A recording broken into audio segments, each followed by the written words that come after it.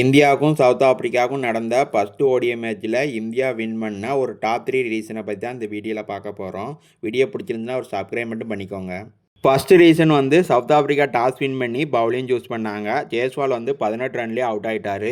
அதுக்கடுத்து ரோஹித் சர்மாவும் விராட் கோலியும் சேர்ந்து ஒரு தரமான ஒரு பார்ட்னர்ஷிப் போட்டாங்க. 109 பாலுக்கு 135 ரன்னு. 2 பேருமே தரமாக ப்ளே பண்ணாங்க. ரோஹித் சர்மா சூப்பராக ப்ளே பண்ணி 57 ரனில் அவுட் ஆகிட்டார்.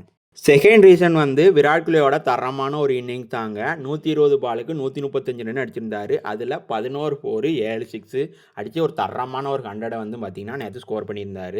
அது அவரோட 52வது 100ஐயும் பார்த்திங்கன்னா கம்ப்ளீட் பண்ணியிருக்காரு. கடைசியில் ராகுலும் ஜடேஜாவும் வந்து ஒரு 36 பாலுக்கு ஒரு 65 ரன் பார்ட்னர்ஷிப் போட்டாங்க.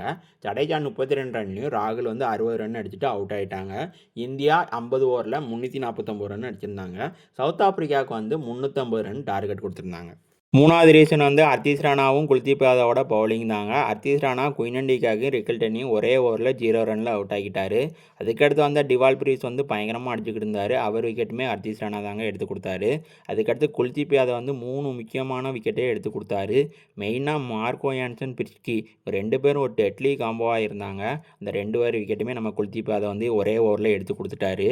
கடைசியில் வந்து கார்பின் போஸ் வந்து பயங்கரமாக ப்ளே பண்ணார். சவுத் ஆப்பிரிக்காவுக்கு வந்து 18 ரன் தேவைப்படுச்சு. நம்ம பிரித்தி கிருஷ்ணா வந்து சூப்பராக பவுலிங் போட்டு கார்வின் போஸை வந்து அவுட் ஆக்கிட்டார். இந்தியா இந்த மேட்சை 17 ரன் வித்தியாசத்தில் ஃபஸ்ட்டு ஓடிஐ மேட்சை வின் பண்ணிட்டாங்க.